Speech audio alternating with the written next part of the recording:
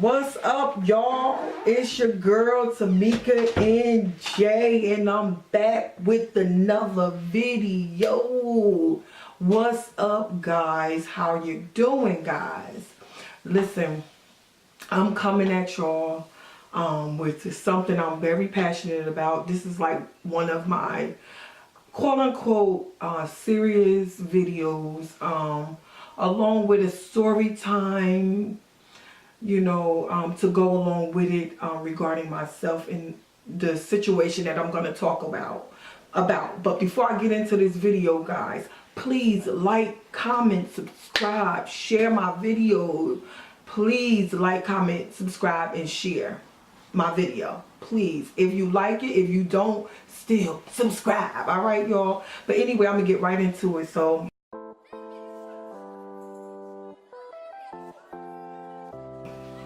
I wanted to talk a little bit about something I've been through regarding domestic violence.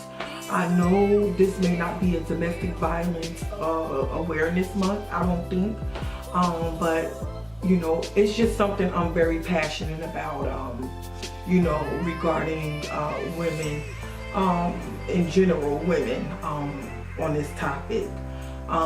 First, I just want to share a quick story I went through some years ago,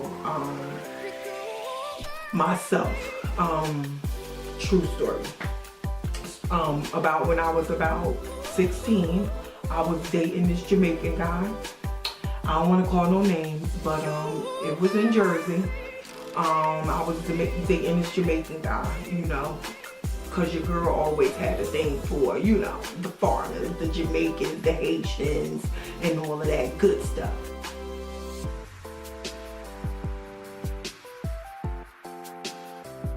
So I remember when I was 16, I was dating this guy, cutting school, going to his house. We wasn't doing nothing, y'all, because he respected me, so I thought. But I was cutting school. I remember I was going to, at that time, I was going to Eastside High School in Patterson. Shout out, lean on me when you're not strong. Yeah, so I was going there. It was like my sophomore year of high school. And look, y'all, I like cut class every day at that school. I don't know how we got past the security guards, but I like cut class every day. And my mama hear this, she'll be like, what? Not my angel? Yes, girl. I cut class every day. This church girl was like, I ain't gotta do class. I'm cute and I'm charming. My teacher will give me an A anyway. Sorry, he didn't. But anyway, y'all, so I could remember it was me and my friend, Yvette, and we used to always go to our, boyfriend's house or whatever. And I could remember, I always had like a discerning spirit. I always read people well.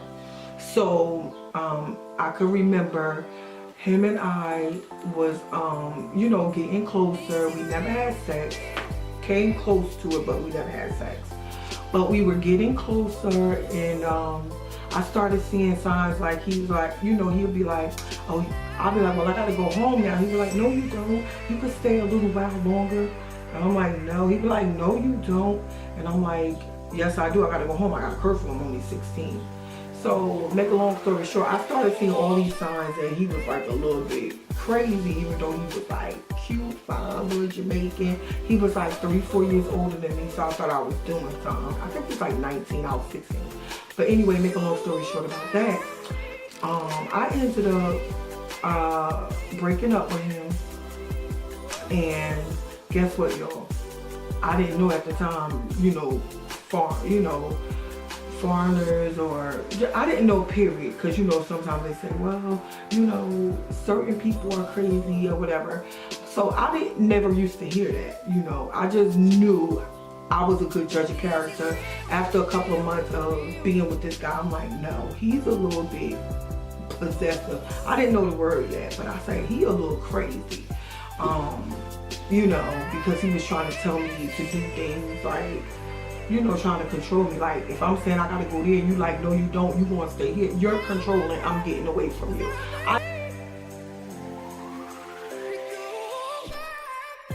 I knew that back then, back 25 years ago, like, you're not controlling me. So, make a long story short, I broke up with him, and then next thing I know, I'm walking around the way, I'm in the streets, you know what I mean, and I'm walking around. Next thing I know, I'm getting out of school one day, I feel somebody come up behind me and just punch me in my ear. I hit the ground, and y'all know, I just get up and I'm swinging, like, what? I'm going crazy because my ear ringing, I feel like I'm going cross-eyed. And lo and behold, I never told my mom about this.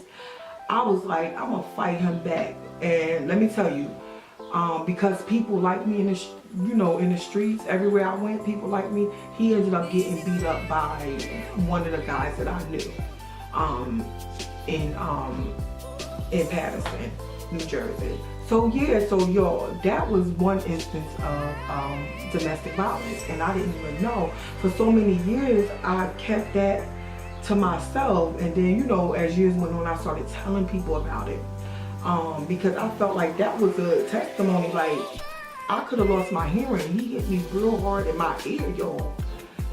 But I went out swinging. Like, we both won't go down, because guess what? Your girl don't play. Like, don't put your hands on me at all. I don't play those games. So that was when I was 16 years old, and I'm 40 something now. So I went through that at 16. So as years went on, like, when I would hear about women getting hit and controlled and losing their lives to domestic violence, my heart sank. Like, I'm like so passionate about women not having themselves in these situations because he loved me. No, love don't hurt physically. It shouldn't hurt mentally either, but love don't hurt. Like, if he or she, I'm gonna say he or she, even though I'm really passionate about women, but I feel like some men are domestically abused as well. So I have to be fair and say, if he or she hits you, it's not love. There's so many instances now today, y'all. That was when I was 16. Let's fast forward to today when I'm 40 something years old. And you see people losing their lives on Facebook Live to gun violence by the abusers that are literally hitting them. And when you try to leave, you get killed. Like, I try to fathom in my head, like, both parties, like, in an instance where you both know the relationship is toxic and you both could part ways. What makes you stay? What do y'all think? Like, what makes a person stay with someone that is beating and abusing them and hurting them and just inflicting pain in their body? I could remember I had a girlfriend, I don't call no names, that I was really close with, and I mean, these are actual church people. And I watched my friend, on one hand, in front of the church, it's like the lovey-dovey, but then on the other hand, I watched personally my friend be abused for years and years. I mean, my friend finally got out, but it's just like they didn't deserve the abuse that they were getting. And like I said, y'all know me, I'm ready to jump when I see a man hit a woman. Because I know we are most likely, more than likely, we're very, our strength is not as strong as a man. So a man to me should always walk away. A woman shouldn't hit a man either, but a man is strong, y'all. Y'all could beg to differ, but a man is strong. A man should never put his hand on a female at all. Like, and I watched my friend for years and years. Like, I was friends with her for like almost 20 years. And I'm just like, listen, I mean, me and my mom, we pulled strings to like get this person in shelters, and they didn't want to go because the relationship becomes so toxic and obsessive.